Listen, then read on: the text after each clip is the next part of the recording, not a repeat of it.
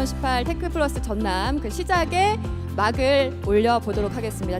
저는 2018 테크플러스 전남 진행을 맡은 아나운서 조승연입니다. 반갑습니다.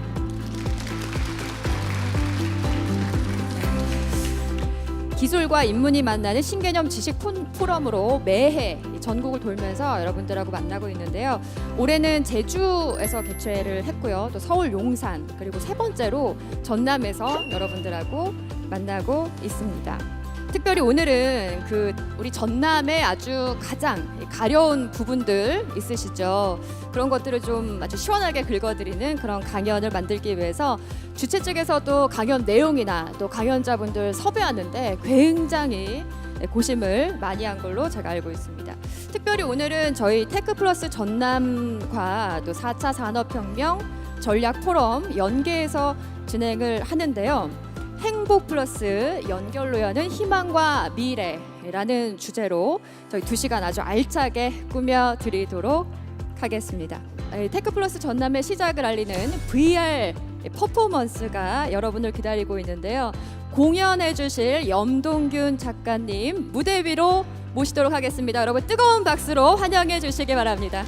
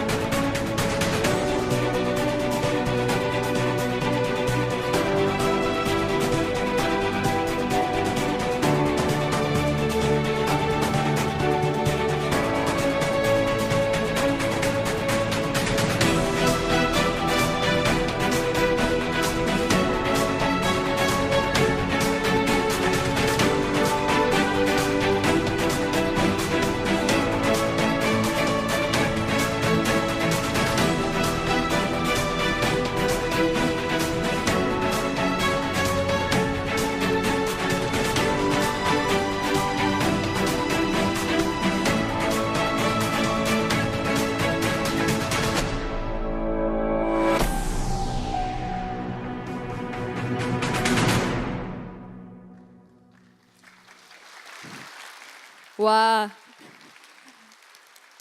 네, 멋있죠? 너무 신기하지 않으세요? 다시 한번 수고해주신 작가님께 큰 박수 부탁드립니다. 네.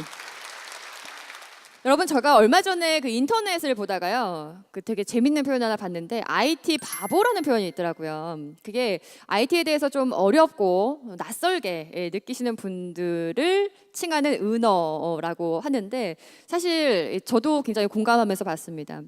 사실 우리가 4차 산업혁명이라든지 여러 가지 어려운 좀 개념들이 있죠. 디지털 트윈, M2M, 인공지능, 사물 인터넷 이런 개념들이 사실은 조금 익숙하거나 쉽지 않다 하시는 분들도 아마 계실 텐데 제가 테크플러스를 함께 하면서 공부를 조금씩 하다 보니까 어떤 걸 느꼈냐면 이제는 우리가 더 이상은 이런 것들을 좀 무시할 수 있는 시대는 아니구나. 오히려 남들보다 좀 발빠르게 대처를 해야 되는 시대에 도래했구나. 이런 것들을 좀 느끼게 됐습니다.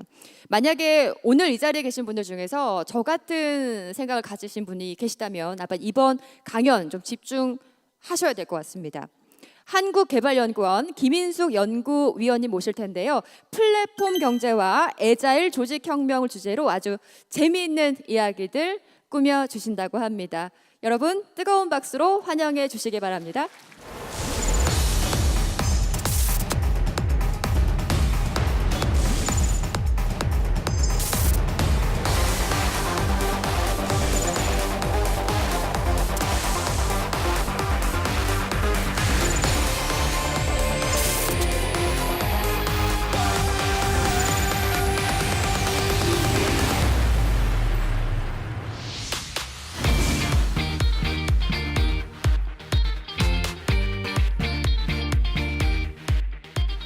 반갑습니다. 김인숙입니다. 오늘 제가 말씀드릴 단어는 저에 대한 화두인데요. 두 가지입니다. 하나는 애자일이란 말과 플랫폼이란 말이 되겠습니다. 이 두 단어를 중심으로 말씀을 드리겠습니다.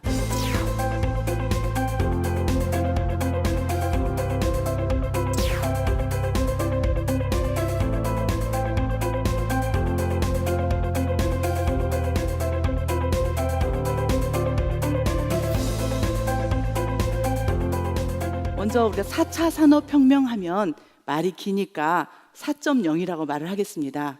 4.0 시대에는 무엇이 고민일까요? 생산성일까요? 효율성일까요? 저는 먹거리 걱정이 제일 많습니다. 나는 3년 후에 무엇을 먹고 살 수 있을까? 5년 후에 나의 사업 모델은 무엇일까? 내가 제공하는 서비스는 스마트할까? 이 고민이 가장 큽니다. 나는 3년 후, 5년 후에 어떤 서비스로 스마트하게 먹고 살 것인가에 고민이 되겠습니다. 그럼 두 번째는 3년 후에 뭐 먹고 살지를 아는 사람이 있을까요? 저는 없다고 생각합니다. 4.0은 여기서부터 출발해야 된다. 내가 3년 후에 5년 후에 무엇을 먹고 살지를 나는 모른다입니다. 그렇다면 어떻게 할까요? 그래서 오늘 질문은 누가 이거를 결정하면 좋을까요? 어떻게 먹거리를 결정하면 좋을까요? 라는 두 가지 시각에서 말씀을 드리겠습니다. 4.0 왜 생겼을까요? 4차 산업혁명이 왜 일어났을까요? 저는 이렇게 이해합니다. 변덕스러운 소비자 때문에 일어났다. 소비자가 몹시 변덕스럽다. 피자 하나 주문할 때도 요구사항이 많아요. 나만의 피자를 만들어줘. 빨리 만들어줘. 가격도 싸게 해줘. 요 세 가지를 요구합니다. 소비자는. 이게 피자만이 아니라 모든 것에 해당이 될 겁니다. 이제 우리 기업은, 조직은, 개인은 상대방이 원하는 차별화된 서비스와 빠른 서비스 그리고 낮은 가격을 제공하지 않으면 저는 살아남기가 어렵다고 생각합니다. 나는 이 세 가지를 만족시킬 수 있나요? 라는 질문이 되겠죠. 이 그림은 좀 어렵습니다. 이 그림이 4차 혁명의 기본 모델이라고 말하는데요. 공대 나오신 분은 어떨지 모르겠습니다. 이 그림을 보시면 4차 혁명의 핵심 기술은 무엇일까요? 드론일까요? AI 인공지능일까요? 자율주행일까요? 핵심 기술을 뭐라고 보냐면 커뮤니케이션이라고 봅니다. 이 중간에 보라색 레이어가 커뮤니케이션인데요. 왜 4.0 시대의 핵심 기술이 커뮤니케이션일까요? 여기서 커뮤니케이션은 무엇을 말하냐면 최소한 ICT와 기계와 전기전자가 셋이 만나야 되는 겁니다. 저는 경제학을 공부했는데요. 제가 항상 추구하는 건 뭐냐면 저는 이 세 개를 전공한 사람과 말할 수 있다입니다. 나는 내 전공 이외에 세 개의 전공자와 말할 수 있는가? 이 세 사람이 만나서 서비스를 스마트하게 할 수 있는가? 라는 것이 질문입니다. 이 질문이 해결되지 않으면 저는 4차 혁명이 아니라고 말을 합니다. 이렇게 하면 제가 말하고 싶어요. 어떤 첨단 과학 기술도 아줌마가 이해해야 돈을 번다. 맞아요? 틀려요? 맞습니다. 어떤 첨단 과학 기술도 아줌마가 이해하지 않으면 돈을 못 법니다.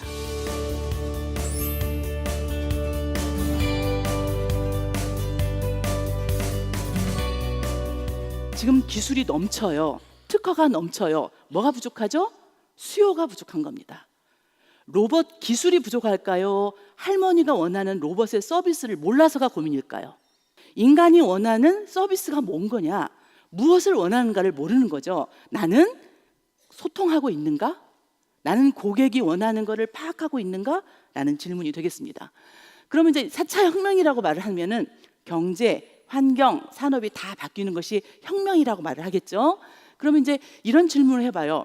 우리 아이가 대학생인데 앞으로 인재상은 누구일까요? 어떤 학생이 더 유능한 학생일까요? 인재상은 무엇일까요? 나는 어떻게 교육을 받아야 될까요? 라는 질문이죠. 어떤 방법을 가지고 있고 어떤 팀워크를 할 수 있고 나는 개인적으로 어떤 역량을 가지고 있는가? 이거를 한마디로 이렇게 말합니다. 어질러티라고도 하고 에자일이라는 말을 합니다. 나는 변화하는 환경을 진지하게 인식하고 있는가? 나는 이 변화하는 환경을 내가 진지하게 인식하고 있는가? 두 번째, 나는 빠르게 적응할 수 있는가? 빠르게 대응할 수 있는가? 빠르면서도 어떻게 해야 되죠? 효과적으로 대응할 수 있는가? 이 질문입니다. 나는 이 나이에 환경 변화를 진지하게 인식하고 있고 빠르게 대응하면서 효과적으로 대응하냐입니다. 이게 가능한가요? 라고 저는 질문을 합니다. 그렇다면 에자일이라는 건 뭘까요? 저는 이게랑 연결이 돼요. 우리나라 드라마가 세계적으로 인기가 좋잖아요. 그 이유가 뭘까요? 에자일이란 말은 명민한, 민첩한 이런 말이에요. 드라마를 보면서 20회 드라마다 이걸 한 번에 다 찍습니까? 나눠서 찍습니까? 나눠서 찍습니다. 5회를 돌려보고 난 다음에 시청자의 의견을 반영을 해서 둘이 사랑하게도 만들고 헤어지게도 만듭니다. 이게 에자일 방식입니다. 내가 물건을 만들 때 중간중간에 시청자의 반응을 피드백을 반영해서 유연하게 변화할 수 있는 능력이 에자일입니다. 나는 이렇게 하고 있나요? 나는 이렇게 유연하게 대응하고 있나요? 라는 질문이 되겠죠. 그러면 이제 두 번째는 아까 첫 번째 에자일이란 말과 플랫폼이란 말을 했는데 이 두 가지를 가지고 어떻게 할 것인지 생각해 보겠습니다. 저는 이제 방탄소년단 BTS가 세계적으로 인기를 얻으면서 이렇게 인기를 얻는 이유를 저는 나는 가수다라는 프로그램으로 연결시킵니다. 우리나라 사람들이 노래를 잘하는 이유는 나는 가수다 때문에 그렇다. 왜? 나는 가수다는 처음으로 가수들을 배틀을 시킵니다. 그리고 청중이 평가합니다. 그리고 나서부터 엄청나게 프로그램이 쏟아지기 시작합니다. 여기서 질문은 가요 부분은 이렇게 많은 프로그램이 있는데 왜 대학 교육은, 청소년 교육은, 직업훈련 교육은 여전히 강의식인가요?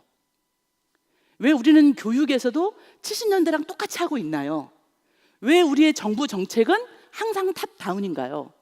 이 고민입니다. 전라남도의 경쟁력은 저는 전라남도가 이런 다양한 프로그램을 갖고 있나요? 이 질문입니다. 그래서 이 질문 어떻게 할 거냐 저는 생각을 들어요. 우리가 혁신 성장을 한다고 말하는데 혁신 성장의 가장 키워드는 저는 정부 정책이라고 생각합니다. 정부 정책이 가장 오래됐다. 정부 정책은 70년대 이후로 바뀐 게 없다. 똑같은 방식으로 정부 정책을 편다. 정부 정책이 있고 위에가 있고 밑에가 시민단체가 있던 중소기업이 있건 여성이 있건 상관없습니다. 정부와 시민단체가 있는데 이 중간에 현장 전문가의 의견을 반영할 통로가 없다예요. 우리나라는.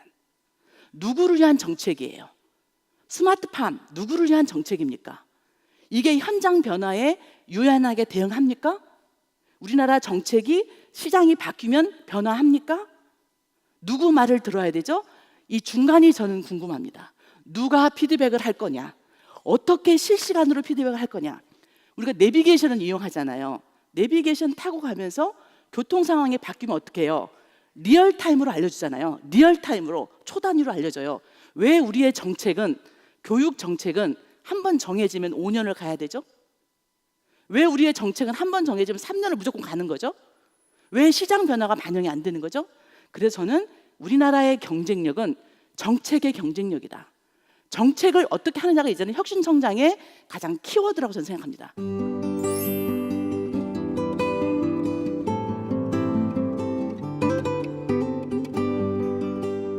그럼 정책을 어떻게 바꿀 거냐라는 고민이죠. 그 고민에서는 플랫폼이란 말을 설명하고 싶습니다. 플랫폼은 어떤 거예요? 기차역 승강장입니다. 플랫폼이죠. 플랫폼 1번, 2번, 목포행은 여기서 타세요. 그런 플랫폼이에요. 여기서 말하는 플랫폼은 어떤 걸까요? 플랫폼은 오른쪽을 먼저 보겠습니다. 오른쪽을 보시면 아래 공장, 데이터 센터, 기차, 풍력발전, 기계, 컴퓨터, 엘리베이터, 에스컬레이터예요. 이 모든 사물에 센서가 붙습니다. 센서가 붙으면 데이터로 전환이 되죠. 디지털 트랜스포메이션입니다. 데이터가 밤하늘에 은하수처럼 모여 있습니다. 이 은하수처럼 모여 있는 데이터가 앱을 통해서 서비스를 제공합니다. 이 구조입니다. 플랫폼 경제라는 거는. 그럼 유튜브를 계속 들으셨죠? 여기서 질문은 뭐냐면 이 밤하늘에 은하수처럼 모여 있는 데이터에 1차 산업 농업, 2차 산업 제조업, 3차 산업 서비스업의 구별이 있나요, 없나요? 없습니다. 여기에 자동차 산업, 화학 산업, 전자 산업의 구별이 있나요, 없나요? 없습니다. 만약에 전라남도가 우리 전라남도의 목표는 자동차 산업이야 라고 말하면 저는 넌센스라고 생각합니다. 지금은 자동차 산업이라고 말할 수 없다. 뭐라고 말해야 돼요? 어떤 서비스냐, 어떤 서비스를 제공할 거냐요. 그리고 플랫폼 경제와 반대되는 게 뭐예요? 파이프라인 경제예요. 파이프라인 경제는 뭐냐면 밀가루를 사다가 빵을 만들어서 파는 거예요. 그렇게 돈을 버는 게 파이프라인이에요. 밸류가 체인을 따라서 나오는 겁니다. 여기서는 플랫폼 경제는 밸류가 뭘 따라서 나와요? 네트워크에서 나온다. 네트워크에서. 이 차이를 제가 볼 때는 인식하지 않으면 우리의 경제 정책과 산업 정책은 70년대 여전히 머물고 있다. 우리 교육도 마찬가지고. 저는 이 질문을 해요.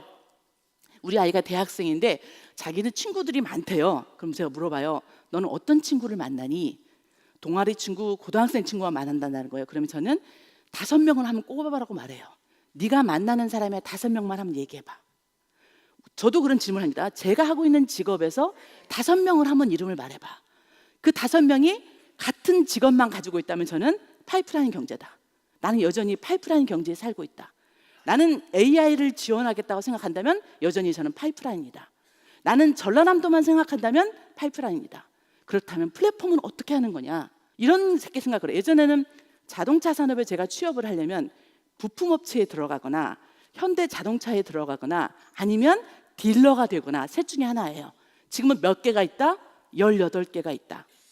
자동차라는 분야에서 먹고 살 수 있는 방법이 18개다. 주차장 정보를 주던, 주유소 정보를 주던, 수리점을 주던, 우리 집 냉장고랑 연결시키던 18개의 사업 모델이 가능하다. 자동차는 이제 더 이상 따로 커넥티드 카다. 우리 집 냉장고랑 연결이 되어 있다. 또는 밸류가 어디서 나온다? 네트워크이다. 나는 18명을 가지고 있나요? 내가 하고 있는 사업에 나는 몇 명의 파트너를 가지고 있나요? 이 질문입니다. 내 사고방식이 이런 사고방식이냐 아니면 나는 여전히 파이프라인이냐라는 질문이겠죠. 그래서 저는 이런 생각을 해봅니다. 만약에 전라남도에서 직업훈련 4.0이라는 정책을 만든다면 누구를 초대해야 될까요? 한 5명을 꼽아보세요. 전라남도의 교육 정책, 전라남도의 산업 정책, 경제 정책을 수립하고 싶다. 뽑아보세요. 5명. 그걸 뽑는 사람이 저는 전문가라고 생각합니다. 4.0 시대의 전문가는 누가 귀신인지를 아는 사람이에요. 이 분야에 누가 귀신인지를 아는 거예요. 귀신은 누구냐? 이 분야에서 10년 이상 일한 사람들이에요. 현장 전문가예요. 자기 주제에 관련해 가지고 10명을 한번 뽑아봐라, 5명을 한번 뽑아봐라 그런 거죠. 그래서 이런 식으로 저는 한번 이름을 다 써봤습니다. 전라남도에 관련된 모든 사람을 이름 한번 적어봐라. 인력 개발, 인력 양성, 교육 정책에서. 그렇다면 이 사람들 뭐 하나 써요? 어떻게 할까요? 모으기도 힘들잖아요. 그럼 저는 이런 생각을 했습니다. 우리나라에는 엄청나게 많은 자문위원회, 포럼 엄청나게 많습니다. 기본에 이 뭐 무슨 위원회 난리가 나요. 근데 문제는 뭐예요? 여전히 파이프라인이다. 자기끼리만 만나요. 기계만 만나요. 저는 기계와 전자와 ICT가 만나지 않는 한 우리나라의 4.0은 시작되지 않았다예요.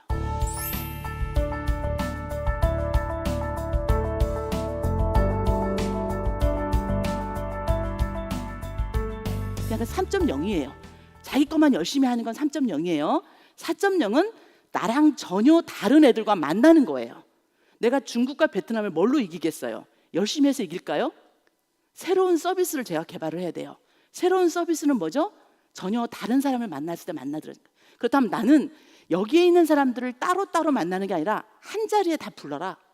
한 자리에 다 부른 다음에 이 사람들이 시줄과 날줄처럼 연결되게 해라. 근데 만나는데 전라남도의 직업교육을 노동에 관련된 사람만 만나야 돼요? 산업을 관련된 사람 같이 만나야 돼요? 같이 만나야 됩니다. 5년 후에 뭐 먹고 살지를 모르는데 5년 후에 교육을 어떻게 시키죠? 내 먹고 살 걸 알아야 시킬 거 아니에요, 교육을. 그런 얘기가 되겠습니다. 그래서 어떻게 만나게 하느냐. 그다음에 이제 고민이 있습니다. 다 만났어요. 목소리 큰 사람이 이긴다는 거예요. 어떻게 하면 좋겠냐요. 그래서 저는 첫 번째, 누구를 부르느냐가 가장 중요합니다. 이 주제에 전라남도의 스마트팜 누구를 부를까요? 한번 꼽아보세요. 전라남도 스마트시티 꼽아보세요. 누구를 불러야 돼요? 전혀 다른 직업을 가진 사람을 20명을 불러라. 거기에는 현장 전문가가 50% 이상 들어와야 된다. 예, 현장 전문가. 교수님, 박사님만 부르면 안 돼요. 그 분야에 아까 말한 18명의 현장 전문가를 다 불러라. 두 번째는 우리가 포럼이나 뭐 공론화위원회 하거나 공청회를 하면 1회만 해요. 아니다. 최소한 3회 이상 해라. 계속 돌려라. 3라운드 돌려라요. 계속 돌려라. 애자일 방식으로 돌려라. 세 번째는 뭐냐면 워킹그룹을 만들어 놓으면 막 싸워요. 막 싸우면 어떻게 하라. 싸운 워킹그룹 중에서 먼저 합의해온 사람부터 정책으로 만들어주는 거예요. 저라면 이렇게 할 것 같아요. 제가 공무원인데 민원이 발생했어요. 쟤 때문에 못 살겠다는 거예요. 그럼 이렇게 말할 것 같아요. 아, 그래요? 그런 어려움이 있으셨군요. 그러면요, 지금 본인이 말한 민원에 관련된 20명을 불러오세요. 밸류 체인만이 아니고요, 당신이 갖고 있는 문제에 관련된 20명을 데려오세요. 밸류 네트워크로 20명이 모였어요. 20명이 모였으면 20명이 모여서 합의한 내용만 제가 들어드리겠습니다. 우선순위에 합의해 오세요. 다 들어줄 수가 없으니까 20명이 합의한 순서대로 제가 들어드릴게요 라고 말할 것 같아요. 그렇게 말하면 로비가 되겠죠. 그래서 어떻게 하냐? 공개하라 이겁니다. 당신들이 합의한 내용을 공개하라, 지속해라, 반복해라입니다. 이거를 계속 돌리라는 거예요. 공개하라는 얘기입니다. 당신들이 합의한 내용을 공개해라. 이 작업만 계속 시키는 거예요. 그러면 그 사람들은 계속 합의를 해와야 되는 상황이 되는 거죠. 저는 그게 정말 가장 좋은 방법이 아닌가 싶어요. 무슨 문제가 생기면 예, 알았습니다. 관련된 사람을 다 데려오세요. 그중에서 생계 때문에 못 오는 사람이 있으면 대신 해줄 사람을 잡아주면 돼요. 다 오셨나요? 한 달 동안 시간을 줄 테니까 한 달 동안 합의해 오세요. 합의해 온 순서대로 들어줄게요 라고 말했으면 좋겠습니다. 그래서 이렇게 했으면 좋겠고요. 그래서 전라남도에 이걸 한번 제안해 봅니다. 저는 이런 생각이 들어요. 전라남도는 다른 곳과 무엇이 다르죠? 뭘로 차별화하실 거예요? 전국에 17개 시도가 있고 강시도인데 전라남도는 뭐가 차별화되죠? 뭘 잘하시죠? 뭐가 강점이죠? 저는 이거라고 생각해요. 어느 기업, 어느 조직이 성공하냐 안 하냐는 그 조직을 피드백해주는 플랫폼이 있느냐라고 질문합니다. 예. 이 조직이, 개인이 내가 성공하냐 안 하냐는 이 조직이 끊임없이 플랫폼을 받으면서 이걸 잡아내는 겁니다. 그래서 이렇게 한번 제안을 해보겠습니다. 워킹그룹을 여러 개를 만드시고요, 20명을 부르신 다음에 배틀을 시켜서 잘하는 사람부터 의견을 들어주는 그런 구도로 가면 어떨까 싶습니다. 예, 이상입니다. 고맙습니다.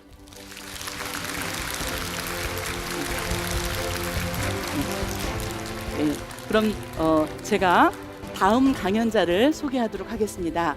한국에서 스마트팜 하면 떠오르는 스타트업 기업입니다. 엔싱의 김혜연 대표님께서 미래 농업의 대안 스마트팜을 주제로 강연해 주시겠습니다. 큰 박수로 맞이해 주시기 바랍니다. 고맙습니다.